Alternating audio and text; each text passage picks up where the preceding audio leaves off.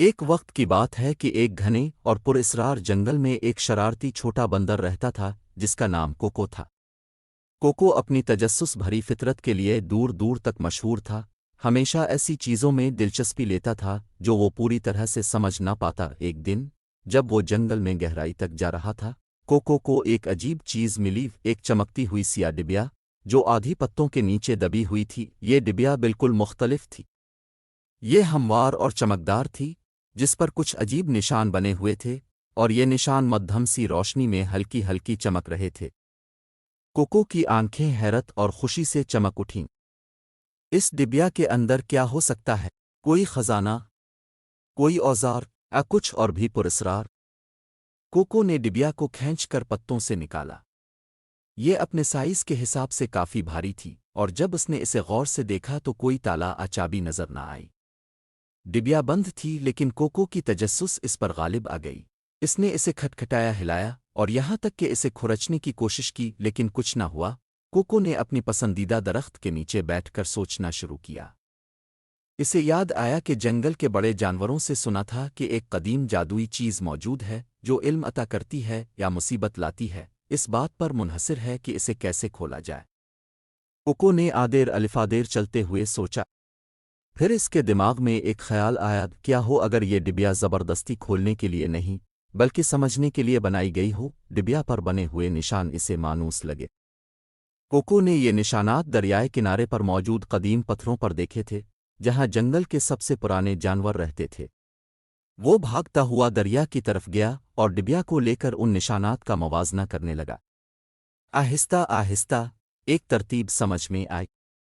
اس کی نازک انگلیوں نے ڈبیا پر بنے نشانات کو ایک ایک کر کے صحیح ترتیب میں دبایا۔ جیسے ہی آخری نشان دبایا، ڈبیا سے ایک ہلکی سی کلک کی آواز آئی۔ کوکو نے سانس روک کر دیکھا، ڈبیا کا ڈھکن آہستہ آہستہ کھل گیا۔ اندر سونا ہیرے نہیں تھے، بلکہ ایک سیاہ پتھر تھا، چمکتا ہوا، بالکل اسی روشنی میں جیسے ڈبیا چمک رہی تھی۔ کوکو حیران ہوا، یہ پتھر کیا ظاہر کرتا ہے؟ اچانک ایک آواز چاروں طرف گونجی جو پتھر سے نہیں بلکہ جنگل سے آئی تھی۔ یہ سیاہ پتھر دولت کا خزانہ نہیں بلکہ سمجھنے کی کنجی ہے۔ جو بھی اسے تھامے گا وہ ایک سوال پوچھ سکتا ہے، اور اس کے بدلے میں وہ علم حاصل کرے گا جس کی وہ تلاش کرتا ہے۔ کوکو کا دل تیز تیز دھڑکنے لگا۔ ایک سوال؟ اس کے پاس تو بہت سے سوال تھے۔ وہ بیٹھ گیا، پتھر کو اپنے ہاتھوں میں پکڑ کر غور کرنے لگا۔ کیا وہ ہمیشہ کے لیے قلعے مانگے؟ سب سے اونچے درخت پر چڑھنے کا طریقہ؟ لیکن نہیں، یہ جواب تو صرف وقتی فائدہ دے گا۔